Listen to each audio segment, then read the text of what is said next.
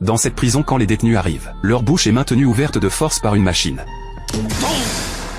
Et une bombe est implantée à l'intérieur du corps. Si un détenu dépasse la ligne jaune au sol, il souffre de douleurs abdominales violentes. S'il franchit la ligne rouge, la bombe à l'intérieur grossit à toute vitesse, et le type explose de l'intérieur. La prison elle est construite sous le désert, avec un canon à ion en plein milieu. Un seul tir était réduit en poussière, et comme si ça suffisait pas, les portes des cellules sont faites de laser. Un simple contact était brûlé vif, sans oublier des robots mobiles, qui surveillent les détenus 24 heures sur 24. Mais John lui il a atterri là pourquoi exactement? Dans ce futur où les ressources manquent cruellement, une femme n'a le droit de tomber enceinte qu'une seule fois. Le premier enfant de John meurt en bas âge. Heureusement ils attendent un deuxième. Le couple prend la fuite. Mais à la frontière ils se font repérer. Pour permettre à sa femme de se barrer, John se laisse attraper et se retrouve en tôle. Sauf que la nuit même John rêve de sa femme. Les robots de surveillance scannent tout. Et le directeur voit les images du rêve en direct. Et là il flash grave sur la femme. Le lendemain, John est convoqué devant le directeur. Et apprend une nouvelle qui l'effondre. Sa femme a été arrêtée elle aussi. Et enfermée à l'étage des femmes tout en haut. Depuis John passe ses journées à chercher comment la sortir de là. Mais en pleine réflexion, le caïd de la prison lui fout un coup de pied dans l'escalier. La bagarre éclate entre eux deux. Le directeur regarde la scène sans bouger. Il espère juste voir John se faire démolir. Les deux se retrouvent sur une passerelle en fer. Le directeur ordonne de la rétracter. Mais John trouve le point faible du caïd.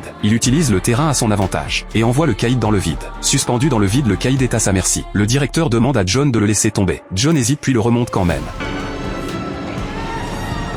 Le directeur pète un câble en voyant ça. Il ordonne d'activer le canon à ion. Le caïd est réduit en cendres sur le coup.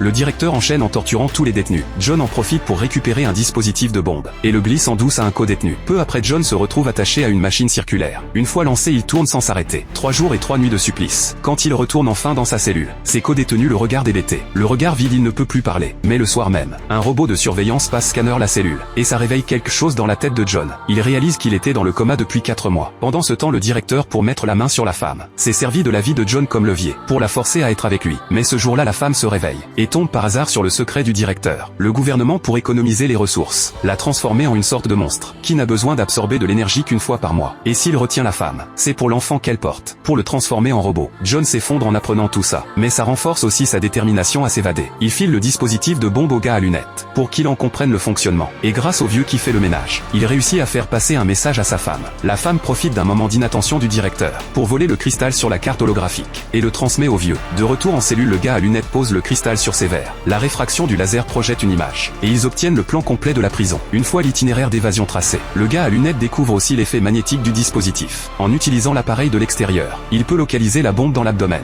et la faire remonter doucement le long du ventre, jusqu'à l'extraire complètement. Finalement ils réussissent à retirer la bombe, mais arriveront-ils vraiment à s'évader?